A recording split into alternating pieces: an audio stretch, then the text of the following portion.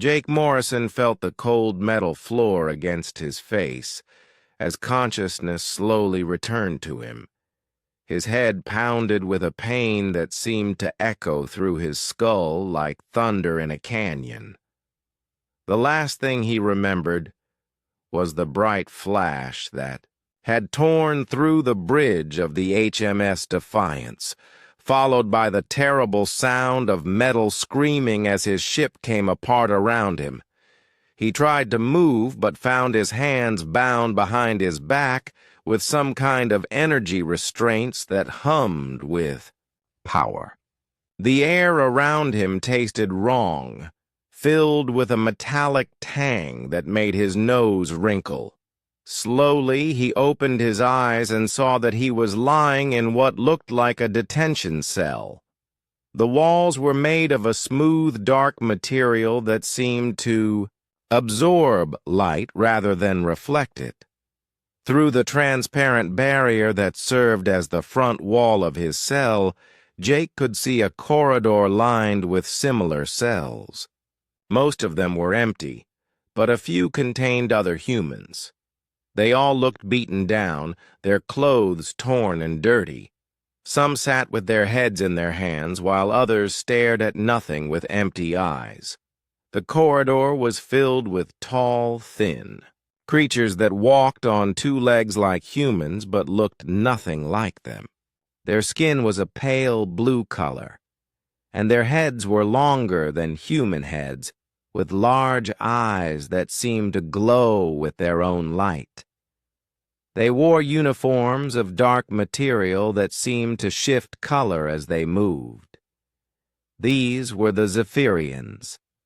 Jake realized, the enemy that had been hunting human ships across the galaxy for the past 3 years. One of the aliens noticed that Jake was awake and made a sound that might have been laughter.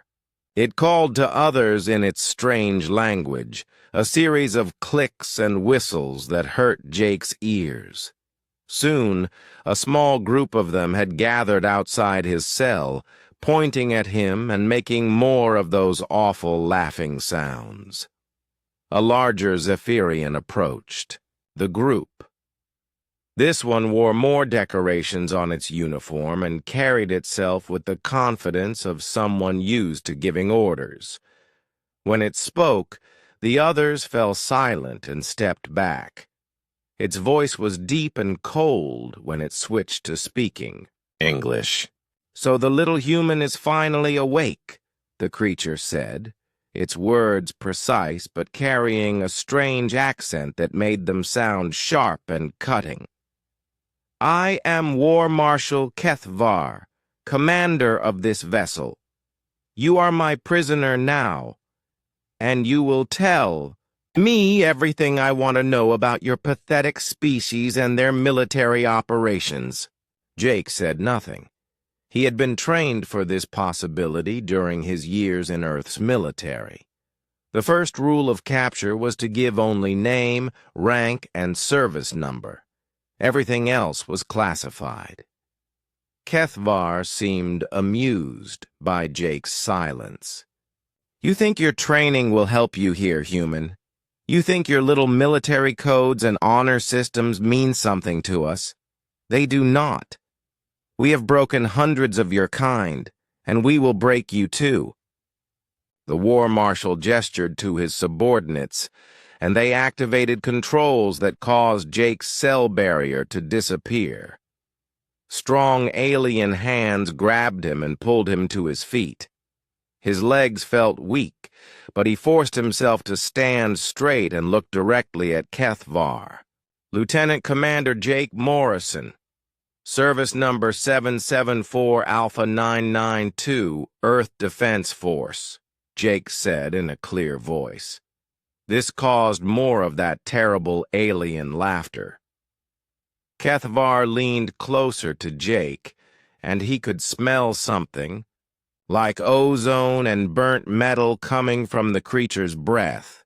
"How amusing," Kethvar said. "You still think you have some dignity left? You still think you matter? Let me show you how wrong you are." The aliens dragged Jake through corridors that seemed to go on forever. The ship was massive, bigger than any human vessel Jake had ever seen. The walls were covered with displays showing star maps and tactical information, all written in the flowing alien script of the Zephyrians. They passed groups of alien crew members who stopped their work to stare at Jake. Some of them made gestures that he assumed were insults, while others simply looked at him like he was some kind of strange animal they had never seen before. Finally, they reached a large chamber that reminded Jake of an amphitheater. Rows of seats surrounded a central area where a single chair sat under bright lights. Hundreds of Zephyrians filled the seats, all of them focused on Jake as he was forced into the chair. Kethavar took a position on a raised platform where everyone could see him. His voice echoed through the chamber as he began to speak in both the alien language and English. "Behold, a specimen of the species that dares to challenge the Zephyrian Empire," he announced. "Look at this creature. See how small and weak it is. See how its skin is the color of diseased flesh. This is what we are fighting against. This is what thinks it can stand against our might." The alien audience responded with waves of that harsh laughter.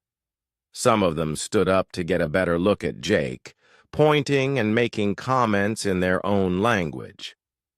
Kethavar activated a holographic display that showed images of human colonies under attack. Jake recognized some of the places from intelligence reports he had read. Burning buildings, destroyed ships, and humans running in terror filled the air above the crowd. "This is what we do to their kind," Kethavar continued. "This is what happens when inferior beings try to claim space that belongs to us. We have destroyed 17 of their colonies in the past year alone. We have sent their ships fleeing back to their little blue world with their tails between their legs." More laughter filled the chamber. Jake kept his expression neutral, but inside he felt a cold anger building. These creatures were enjoying the suffering they had caused to innocent people. "But this one," Kethavar said, gesturing toward Jake, "this one thought he could spy on us. His little ship was trying to gather information about our operations in the Vega sector. How pathetic. Their technology is so primitive that we detected him from 3 star systems away." This was not entirely true, Jake knew. The HMS Defiance had been equipped with the latest stealth systems that Earth could produce. The fact that the Zephyrians had found him meant either their sensors were better than expected, or someone had betrayed his mission. "Look at his uniform," one of the Zephyrians in the audience called out in English. "It looks like it was made from animal skins." "Look at his face," another one added. "No scales, no proper bone structure. How does such a creature even survive?" "Maybe they are not really intelligent," a third voice suggested. "Maybe they are just trained animals that their masters send out to do simple tasks." The crowd found this idea particularly amusing. They began making suggestions about what kind of simple tricks Jake might be able to perform, like a pet that had been taught to do basic commands. Throughout all of this, Jake remained silent. He focused on breathing steadily and keeping his expression blank. He had learned during his training that showing emotion would only encourage his captors to continue their psychological attacks. Kethavar seemed disappointed by Jake's lack of response. He walked closer to the chair and leaned down so that his alien face was only inches from Jake's. "You think you are being brave, human," he said in a quiet voice that only Jake could hear. "You think your silence makes you strong. But I know what you are really thinking. You are wondering if anyone will come to rescue you. You are hoping that your people will somehow find you and take you home." The war marshal straightened up and spoke louder so the entire audience could hear. "Let me save you the trouble of hope," he announced. "No one is coming for you. Your species does not even know where you are, and even if they did, they would not dare to attack this ship. We are in the heart of Zephyrian space, surrounded by our fleets.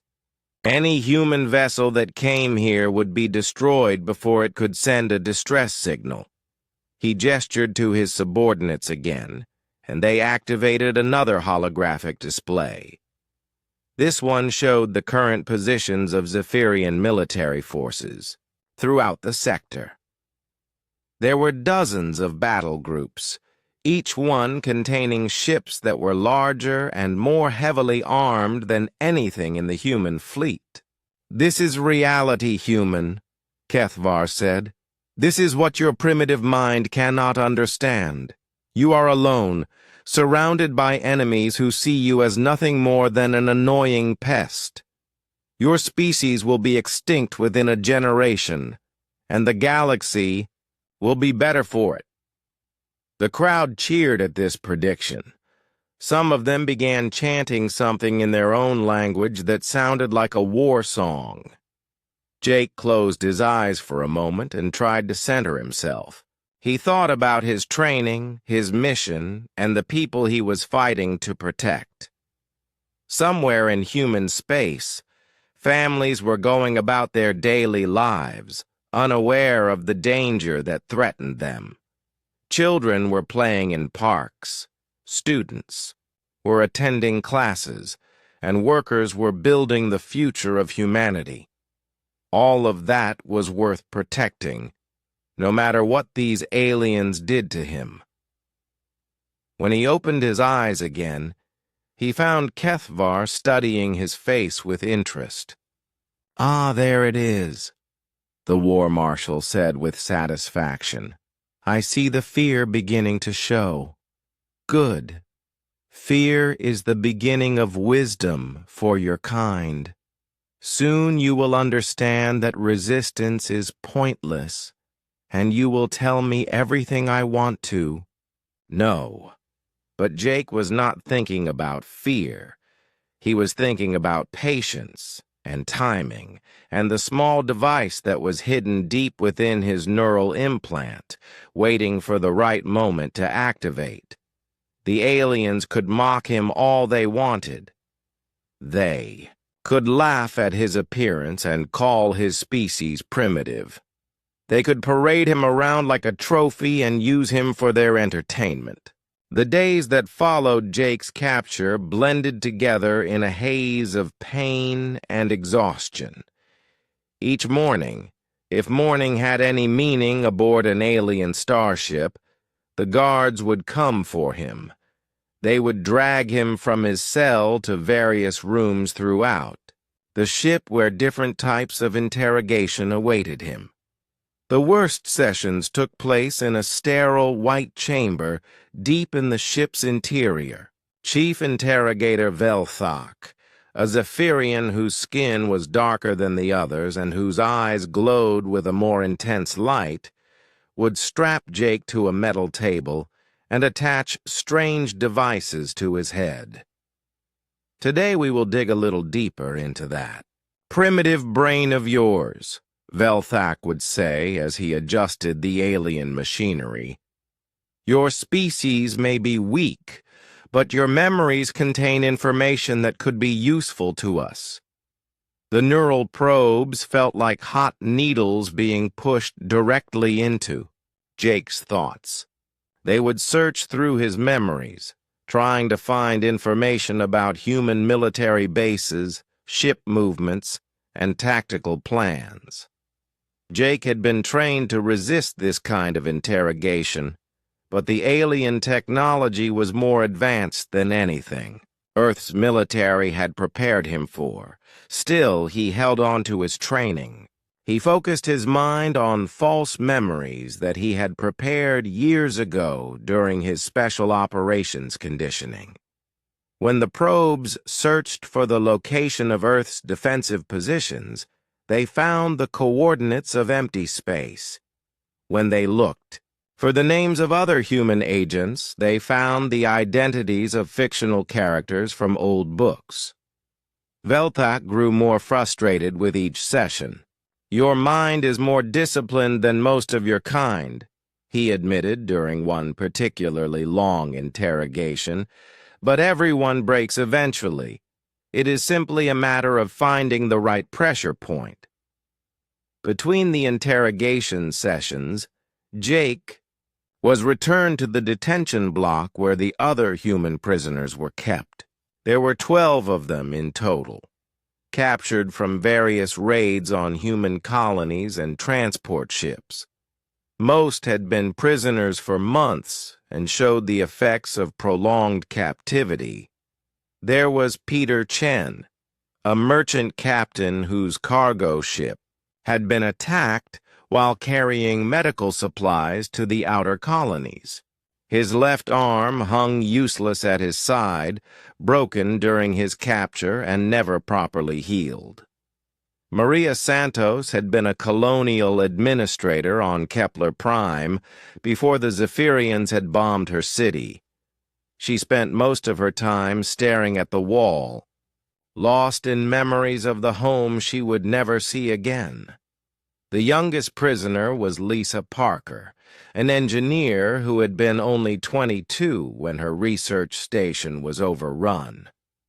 Unlike the others, she had not given up hope entirely. She still moved with purpose and spoke in whispers to the other prisoners about things she had observed during her forced labor assignments. "They make us fix their machines," she told Jake during his second day in the detention block. "The Zephyrians think they are so advanced, but their technology breaks down just like ours does. They need human hands because ours are smaller and can reach into spaces that their fingers cannot." Lisa had been assigned to work on the ship's environmental systems, and during her repairs, she had learned things about the vessel's layout that might prove useful. She had memorized the locations of power conduits, emergency systems, and backup controls that the aliens probably assumed she was too stupid to understand. "Why are you telling me this?" Jake asked her quietly during one of the brief periods, when the guards were not watching them closely. "Because you are different from the rest of us," Lisa replied. "The others have given up, but you still fight them during every interrogation. Velthak complains about you to the guards. He says your mind is like trying to hold water in his hands." Jake studied the young woman's face. She had the kind of intelligence that showed in her eyes, the mark of someone who noticed details that others missed. "What else have you observed about this ship?" "It is old," Lisa said. "Older than the Zephyrians want to admit. Some of the systems I work on have been repaired many times. They talk about it like it is their finest warship, but I think it is just their biggest one. Big does not always mean better." This information was interesting, but Jake was not sure how it might be useful. He was one man with no weapons, surrounded by hundreds of aliens aboard their own ship in the middle of their territory. Even if he could somehow escape from his cell, where would he go? The interrogations continued day after day. Velthak tried different approaches, sometimes offering Jake better food or medical treatment in exchange for information. Other times he would threaten to hurt the other prisoners if Jake did not cooperate. "Your friend Lisa is quite attractive for a human," Velthak said during one session. "It would be unfortunate if something were to happen to her because of your stubbornness." Jake felt his anger spike, but he forced himself to remain calm. "Threatening innocent people only shows how weak your position really is," he replied. Velthak made a sound that might have been laughter. "Weak. That is an interesting word coming from someone who is strapped to a table in my interrogation chamber. Tell me, human, what would you call your situation if not weak?" "Temporary," Jake said. This seemed to amuse the alien interrogator even more. "Temporary. Yes, you are correct about that. Your situation is indeed temporary. Soon, War Marshal Kethvar will grow tired of these sessions and he will order your execution. Then your situation will become permanent." Despite the constant pressure and pain, Jake found ways to use the interrogation sessions to his advantage.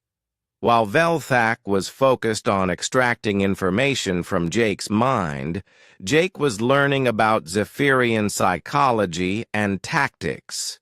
He discovered that they valued individual achievement above cooperation, which created rivalries between different officers aboard the ship. He also learned that they had a rigid hierarchy that made it difficult for lower-ranking aliens to question the decisions of their superiors. This could be exploited if the right opportunity arose. Most importantly, Jake realized that the Zephyrians' greatest strength was also their greatest weakness. They were so convinced of their own superiority that they could not imagine being outsmarted by a primitive human. This blind spot in their thinking might provide the opening he needed. During his time in the detention block, Jake also worked on building relationships with the other prisoners. Many of them had skills that could be useful if an opportunity for escape ever arose. Peter Chen knew how to pilot various types of spacecraft. Maria Santos had been trained in emergency medical procedures. Even the prisoners who seemed completely broken might still have something to contribute when the time came. "You really think we might get out of here?" Lisa asked him one evening as they sat in the dim light that passed for night cycle in the detention block. "I think that giving up is the only way to guarantee failure," Jake replied. "As long as we are alive, there is always a chance that something will change." "What kind of change are you hoping for?" Jake was quiet for a long moment. He could not tell her about the device hidden in his neural implant or the real purpose of his mission, but he could give her something to hold on to. "Sometimes the enemy makes mistakes," he said finally. "Sometimes they get overconfident and let their guard down. When that happens, you have to be ready to take advantage of it." As the weeks passed, Jake noticed changes in the routine aboard the Zephyrian ship. There was more activity in the corridors, and the guards seemed more alert. During his interrogation sessions, Velthak would occasionally be called away to attend briefings with other officers. "Something big is happening," Lisa reported after one of her work assignments. "I overheard some of the technicians talking about a major operation that is being planned. They mentioned something about making an example that all humans would see." Jake felt a chill run down his spine. He had a feeling that he knew what kind of example the Zephyrians were planning to make. His suspicions were confirmed the next day when War Marshal HFY visited his cell personally. The alien commander stood outside the barrier and studied Jake with those glowing eyes. "I hope you have enjoyed your stay aboard my ship, human," HFY said. "I have decided that your continued existence serves no useful purpose. In 3 days, you will be executed in front of my entire crew. It will be a celebration of Zephyrian superiority and a demonstration of what happens to those who oppose us." "And after that?" Jake asked. "After that, we will broadcast the recording to every human colony and outpost in this sector. Your people will see what happened to their brave spy, and they will understand that resistance is futile." HFY turned to leave, then paused. "Oh, and do not think that your death will be quick or merciful. I have planned something special for you. Something that will show your species exactly how primitive and helpless you really are." As the War Marshal walked away, Jake felt the neural implant deep in his brain beginning to respond to his elevated stress levels. Systems that had been dormant since his capture were slowly coming online, preparing for the moment when they would be needed. 3 days.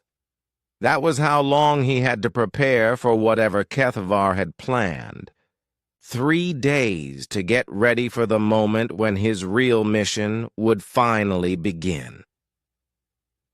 The other prisoners sensed that something had changed. They could see it in Jake's posture and the way he moved through his daily routine. Lisa approached him during the evening meal period. "They are going to kill you, are not they?" she said quietly. The morning of Jake's execution arrived with the same artificial lighting that marked every day aboard the Zephyrian vessel. The guards came for him earlier than usual, their movements sharp and efficient. They had been preparing for this event, and Jake could sense their excitement as they dragged him from his cell. The other prisoners watched in silence as he was led away. Lisa Parker's eyes met his for a brief moment, and he saw the fear there mixed with something else. Hope, perhaps, or maybe just the stubborn refusal to accept defeat that seemed to be part of human nature. They brought him to the same amphitheater where he had been displayed on his first day as a prisoner, but now it was filled with even more Zephyrians. Every seat was occupied, and some aliens stood along the walls. The air hummed with their excited chatter as they anticipated the entertainment that was about to begin. War Marshal HFY stood on the central platform, wearing what appeared to be a ceremonial version of his uniform. The dark material was decorated with silver designs that caught the light as he moved. When he saw Jake being brought in, he smiled in a way that showed too many sharp teeth. "Today, we witness the final chapter in the story of human arrogance," HFY announced to the crowd. "This creature thought it could spy on the Zephyrian Empire. It thought its primitive technology and weak intellect could match our superior capabilities." The audience responded with waves of that harsh laughter that Jake had grown to hate. Some of them stood up to get a better view as he was forced into the execution chair. This time, the restraints were different. Instead of simple energy bonds, they used metal clamps that locked around his wrists and ankles with mechanical precision. "But before we end this pathetic existence," HFY continued, "let us review what we have learned from our prisoner. Chief Interrogator Velthak, please, share your findings with the Assembly." Velthak stepped forward, carrying a datapad that glowed with alien script. The human's mind proved more resistant than expected, he reported. However, we were able to extract valuable information about human defensive positions and military capabilities. This was a lie, and Jake knew it. Velthak had found nothing useful during his interrogation sessions, but the alien was not about to admit failure in front of his superiors and peers. We have confirmed that human technology is indeed as primitive as we believed, Velthak continued. Their ships are slow and poorly armed. Their weapons are ineffective against our shields. Most importantly, their military leadership is incompetent and cowardly. More cheers from the audience. Jake kept his expression neutral, but inside he felt the neural implant responding to his situation. Deep in his brain, quantum circuits were completing activation sequences that had been prepared years ago. Soon, very soon, the Zephyrians would learn how wrong their assumptions were. Kethvar raised his hand for silence. The execution will proceed in the traditional Zephyrian manner, he announced. The prisoner will be slowly dissolved by acid while remaining conscious to experience every moment of his destruction. His screams will serve as a warning to any other humans who might consider opposing us. The crowd's excitement reached a fever pitch at this announcement. Some of them began chanting in their own language, a rhythmic sound that seemed to echo through the chamber like a funeral dirge. Jake closed his eyes and focused on his breathing. The neural implant was almost ready now. He could feel it sending out test signals, preparing to broadcast the codes that would change everything. All he needed was a few more minutes. That was when the ship's alarms began to sound. The noise was different from anything Jake had heard during his weeks of captivity. Instead of the steady tones that marked routine operations, this was a harsh wailing that spoke of immediate danger. Emergency lights began flashing throughout the amphitheater, casting strange shadows on the walls. The Zephyrian audience fell silent, their excitement replaced by confusion and concern. Kethvar touched a control device on his uniform, and his voice took on the sharp tone of a military commander. "Bridge! Report!" he commanded. A voice responded through the ship's communication system, speaking in rapid Zephyrian that Jake could not understand. But he could hear the tension and worry in the alien's tone. Kethvar's expression changed from confident amusement to focused attention. "Repeat that in standard," he ordered.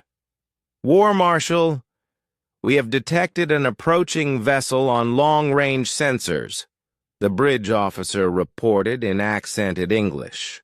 "It appears to be a human freighter, broadcasting distress signals. The ship is damaged and moving slowly on failing engines." This news caused a stir among the assembled Zephyrians. Some of them began talking excitedly among themselves, while others looked to Kethvar for guidance. The War Marshal's smile returned, broader than before. "How convenient," he said, his voice carrying clearly through the chamber. "It seems we will have additional entertainment for our celebration."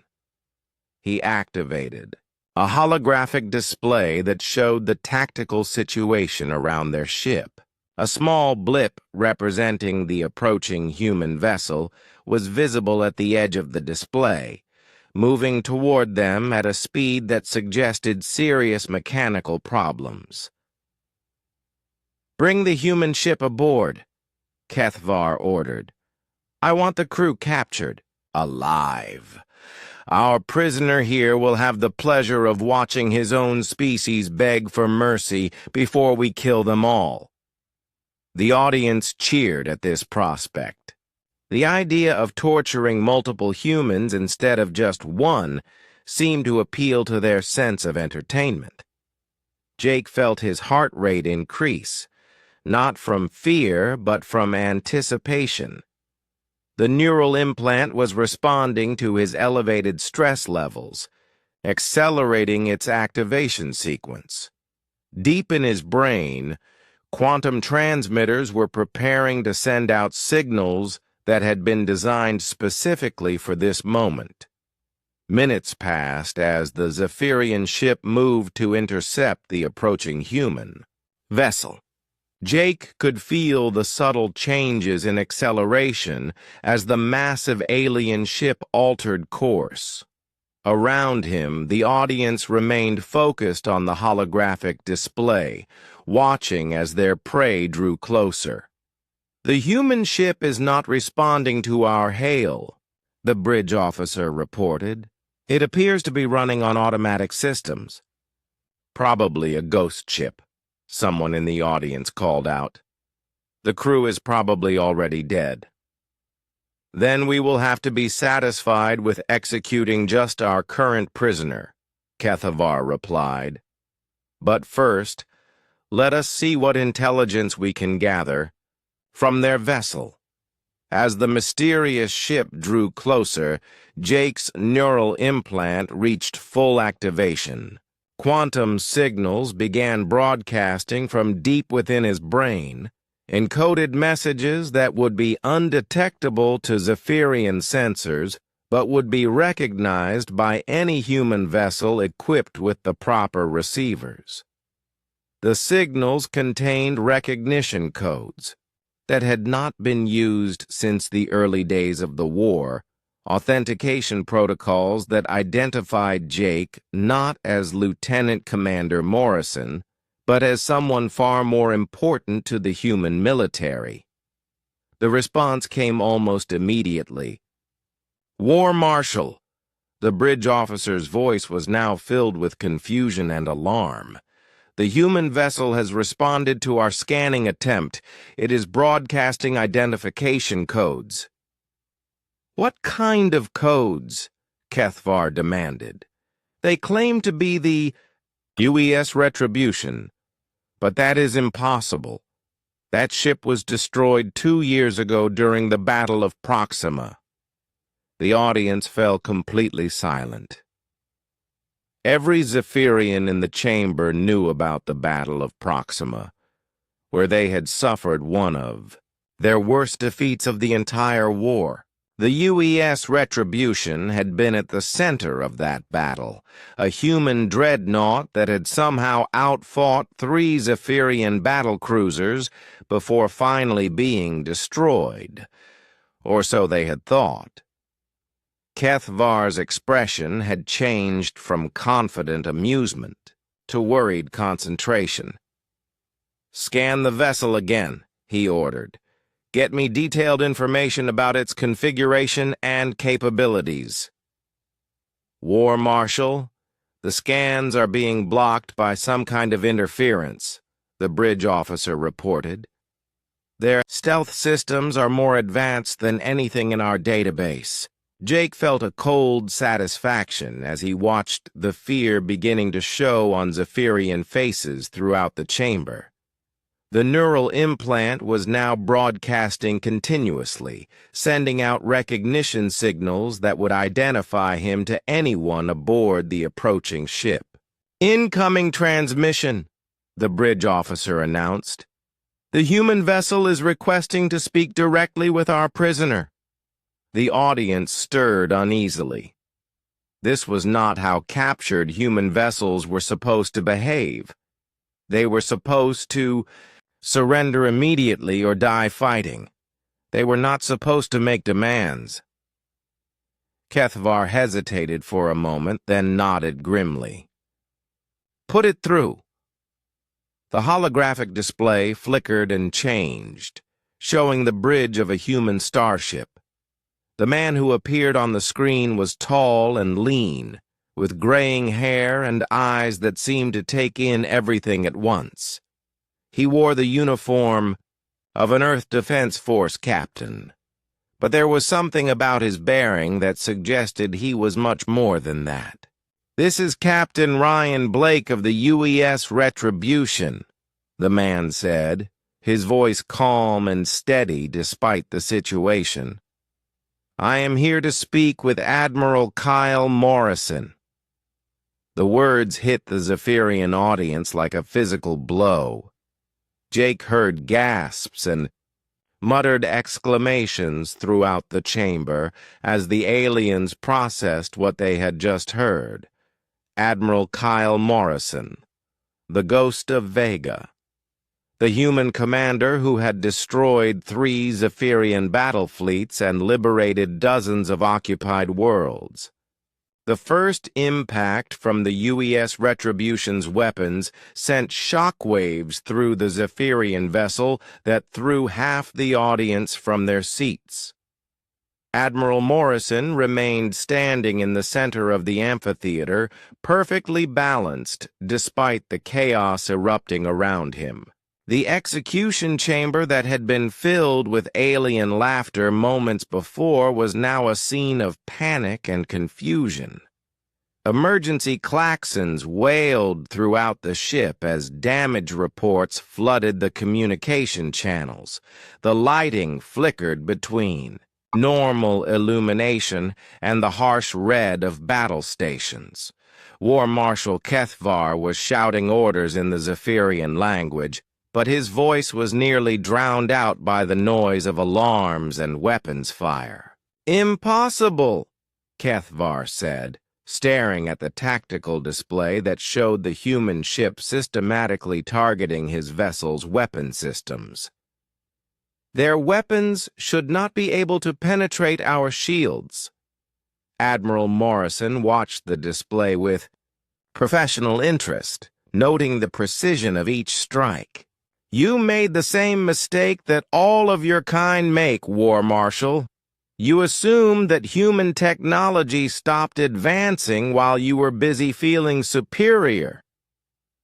Another barrage from the Retribution struck the Zephyrian ship, this time targeting the shield generators themselves. The protective barriers that had seemed so impenetrable began to flicker and fade under the assault. "During my 2 years of deep cover operations," Morrison continued conversationally, "I provided Earth's military with detailed intelligence about Zephyrian technology. We learned how your shields work, how your weapons operate, and most importantly, how to defeat them." Kethvar turned his weapon toward Morrison, but the Admiral was no longer where he had been standing. Years of special operations training had taught him how to move silently, even in a crowded room. By the time the War Marshal located him again, Morrison was already among the panicking Zephyrians in the audience. The alien civilians and off-duty military personnel were not prepared for close combat. They had expected to watch an execution, not fight for their lives against one of humanity's most dangerous soldiers. Morrison moved through them like a ghost, using their own confusion against them as he worked his way toward the chamber's exit. "Stop. Him!" Kethvar screamed, but his crew was too busy trying to deal with the ship-to-ship battle raging outside. The Retribution's weapons were unlike anything the Zephyrians had encountered before, and their defensive systems were failing faster than they could be repaired. Morrison reached the chamber's main doorway just as the ship's artificial gravity fluctuated from another weapons hit. He used the momentary weightlessness to launch himself through the opening and into the corridor beyond. The passageways of the Zephyrian vessel were filled with crew members running to emergency stations. Most of them were so focused on their duties that they barely noticed one human moving among them. Those who did see Morrison assumed he was being escorted by guards and paid him no attention.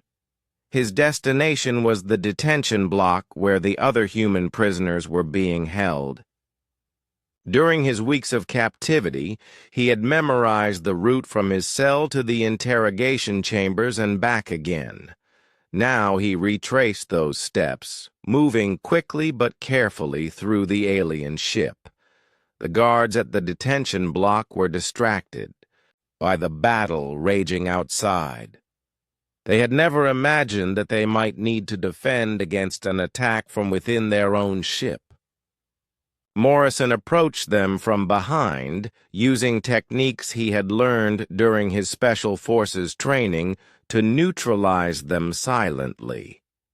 The human prisoners looked up in amazement as their cell barriers flickered and died. Lisa Parker was the first to react, jumping to her feet as Morrison appeared outside her cell. "How did you get free?" she whispered, unable to believe what she was seeing. "Long story," Morrison replied, working quickly to disable the remaining cell locks. "Right now, we need to move fast. The ship is under attack, and this is our only chance to escape." Peter Chen limped out of his cell, his broken arm hanging uselessly at his side. "Under attack by who?" he asked.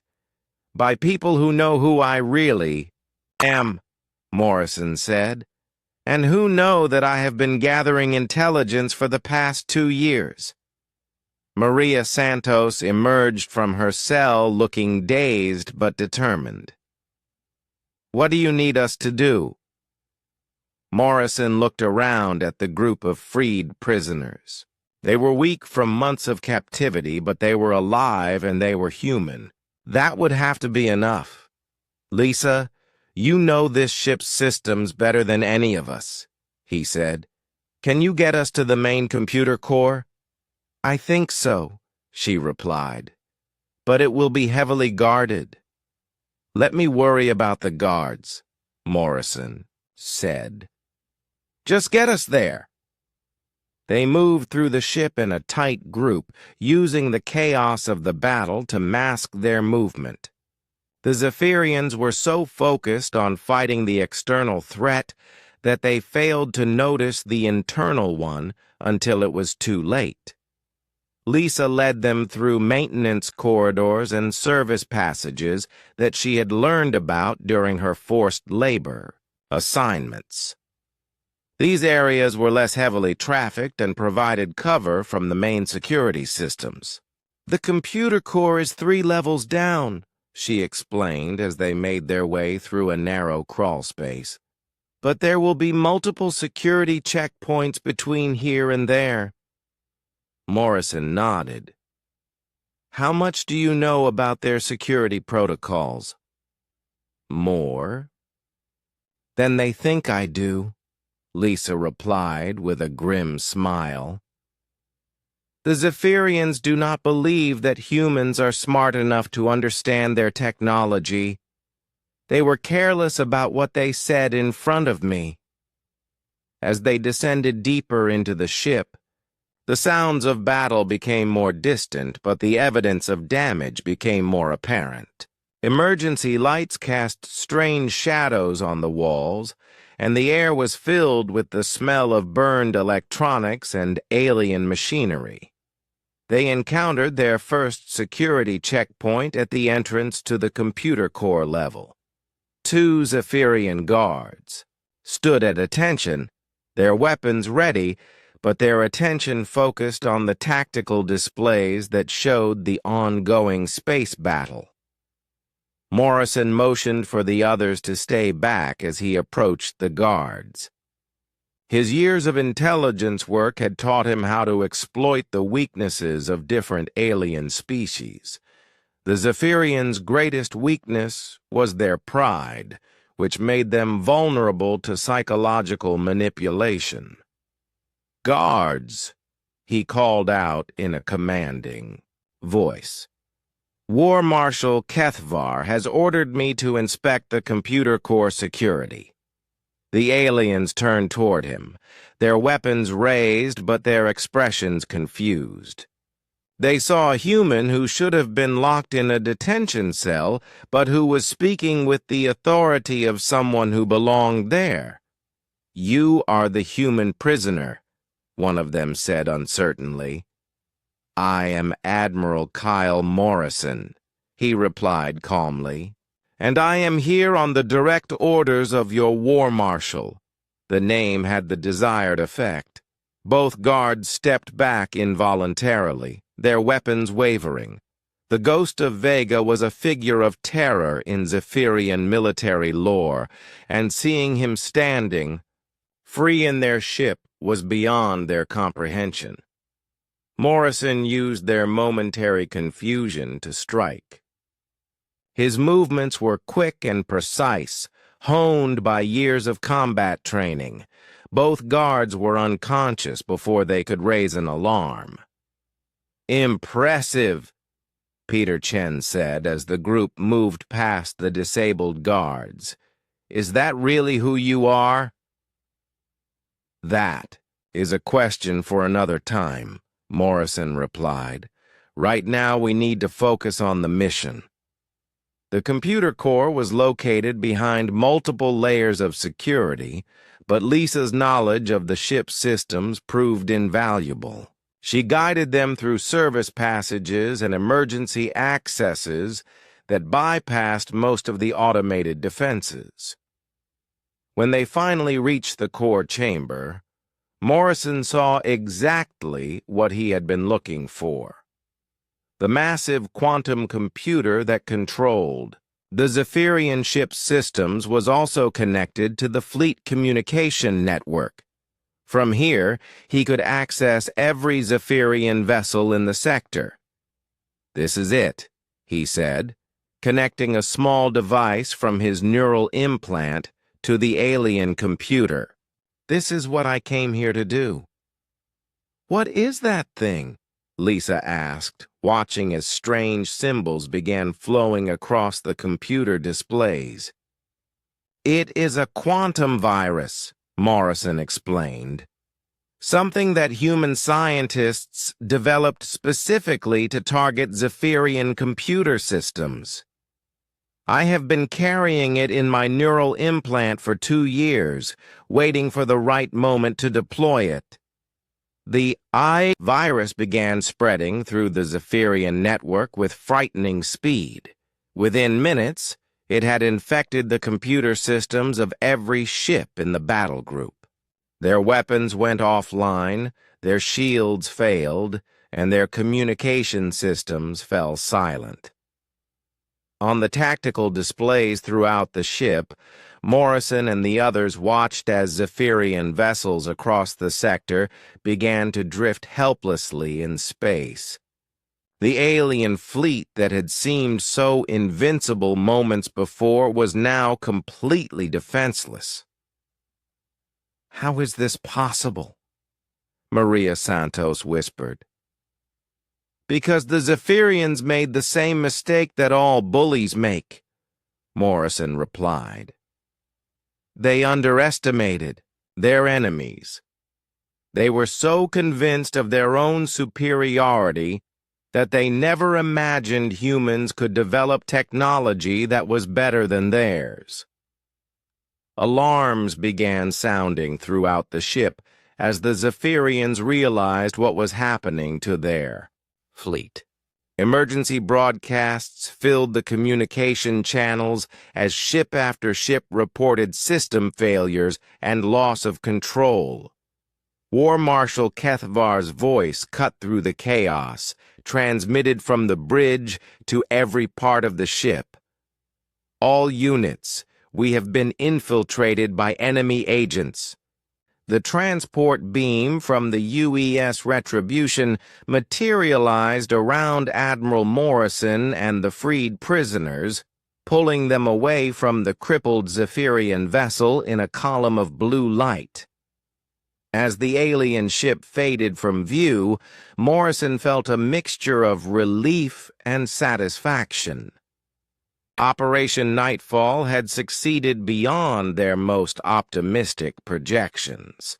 The transport chamber aboard the Retribution was filled with medical personnel and security officers, all of them ready to assist the rescued prisoners. Morrison watched as Lisa Parker and the others were led away for medical evaluation and debriefing. They had been through months of captivity and torture, but they had survived. More importantly, they had played their part in what might be the turning point of the war. Captain Blake was waiting for Morrison in the ship's command center, a room that buzzed with activity as officers monitored the tactical situation throughout the sector. The holographic displays showed dozens of Zephyrian vessels drifting helplessly in space, their systems offline and their crews unable to restore power. "Welcome back, Admiral," Blake said with a smile. "I have to admit, there were moments during the past 2 years when I wondered if we would ever see you again."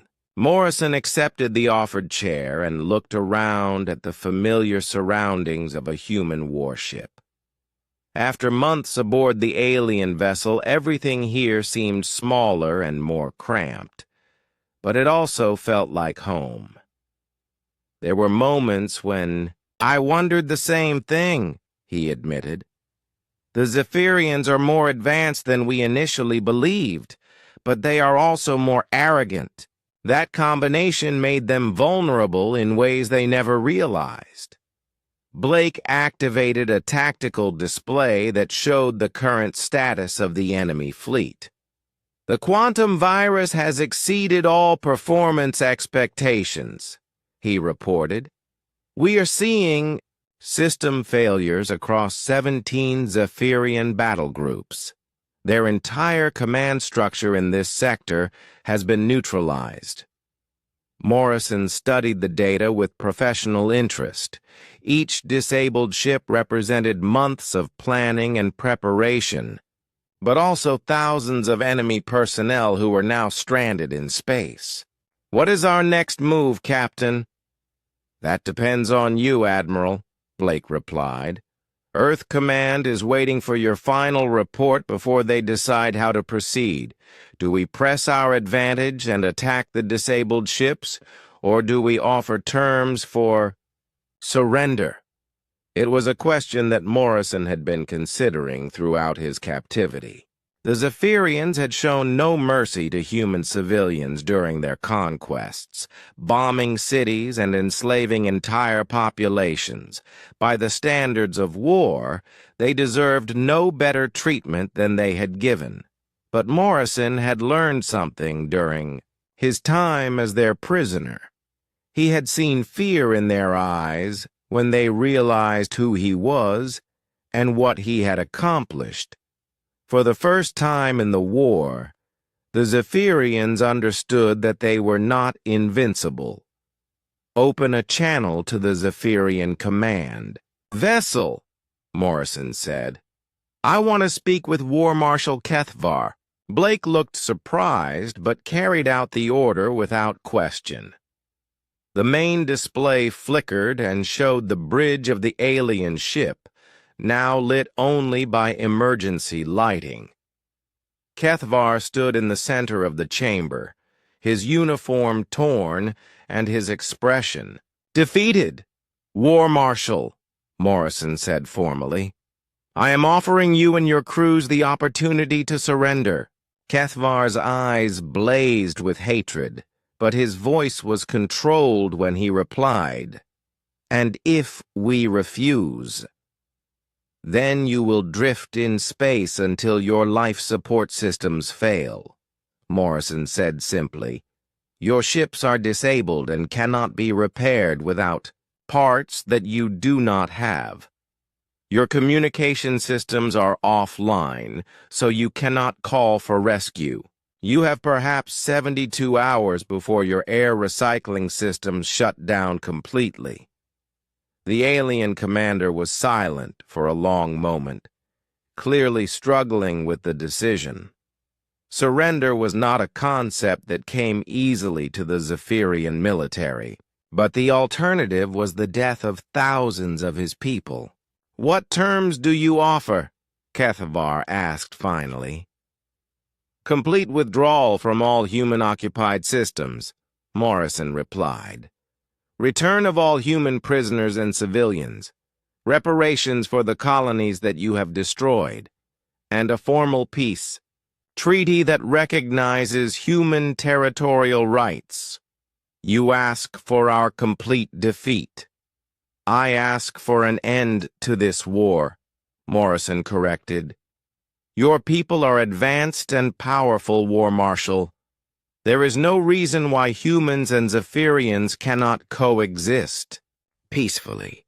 But that requires mutual respect, something your empire has been unwilling to show." Kethavar looked around at his disabled ship and powerless crew. "And if I agree to these terms, then your ships will be repaired and allowed to return to Zephyrian space," Morrison said. "Your crews will be treated with the dignity that prisoners of war deserve, and we will begin negotiations for a lasting peace between our species. You would trust us to honor such an agreement?" Morrison smiled slightly. "Trust is something that must be earned, War Marshal, but I believe that your people are capable of learning from this experience." The Zephyrian commander was silent for several minutes, consulting with his officers in their own language. Morrison could not understand the words, but he could read the body language. They were defeated, and they knew it. "Very well," Kethavar said finally. "I accept your terms on behalf of the Zephyrian forces in this sector. But know this, Admiral Morrison, there are others in the Empire who will not be so easily convinced."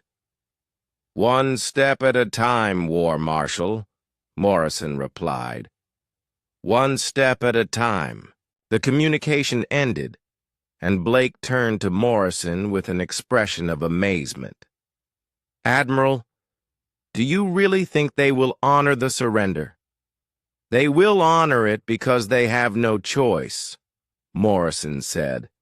"But more importantly, they will remember this moment.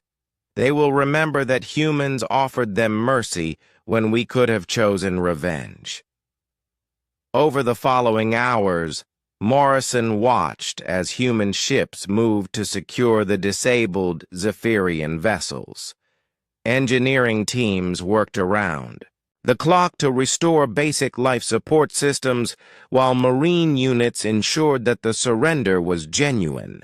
It was a delicate operation that required both military precision and diplomatic sensitivity. Lisa Parker found Morrison in his temporary quarters aboard the Retribution, looking out through the observation window at the fleet of captured alien ships. She had been treated by the medical staff and given clean clothes, but her eyes still held the shadows of her captivity. "Admiral," she said quietly, "I wanted to thank you for getting us out of there." "You do not need to thank me," Morrison replied. "You and the others showed courage under the worst possible circumstances. You helped make this victory possible." "What will happen to us now?" Morrison turned from the window to face her. "You will be debriefed by intelligence officers who will want to know everything you observed during your time aboard the alien ship. After that, you will be returned to Earth, or to whatever colony you choose to call home. And the war. The war will continue," Morrison said honestly. "This victory was significant, but the Zephyrian Empire is vast. There will be other battles, other campaigns. But something has changed today. For the first time, they know that humans can defeat them. That knowledge will spread throughout their empire, and it will change how they see us. Lisa nodded slowly. Will you be returning to Earth? Morrison smiled. Not yet. There is still work to be done out here. Other operations that require someone who understands how the Zephyrians think. More undercover missions. Perhaps. Or perhaps it is time for a different approach. Today we proved that humans can match Zephyrian technology. Tomorrow we might prove that we can exceed it. In the days that followed, word of the victory at Vega spread throughout human space and beyond. The impossible had happened. A human fleet had defeated a superior Zephyrian force through superior strategy and technology. Colonies that had lived in fear of alien attack began to hope again. Military recruiters found themselves overwhelmed, with volunteers eager to join the fight. But perhaps most importantly, the Zephyrian Empire began to reconsider its assumptions about humanity. Reports filtered back through alien space networks about the ghost of Vega and his impossible victory. Some Zephyrian commanders dismissed the reports as propaganda, but others began to study human tactics and technology with new respect. Admiral Morrison remained aboard the Retribution as it continued its patrol of the Vega sector, monitoring Zephyrian movements and ensuring that the terms of surrender were being honored. He spent his time analyzing intelligence reports and planning future operations, but he also found moments to reflect on what had been accomplished. The human prisoners who had been rescued from the alien ship were all recovering well.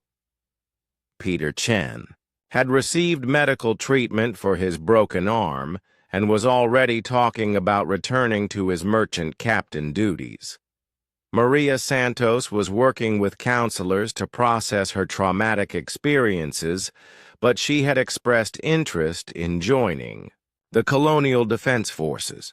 And Lisa Parker had been recruited by Earth's Military Intelligence Division, where her knowledge of Zephyrian technology would prove invaluable. War Marshal Kethvar and his crews had been true to their word, withdrawing from human space and beginning the process of returning captured civilians. The formal peace negotiations would take months or even years, but the fighting in this sector had ended. One evening, as Morrison stood on the observation deck watching the stars, Captain Blake joined him with 2 cups of coffee.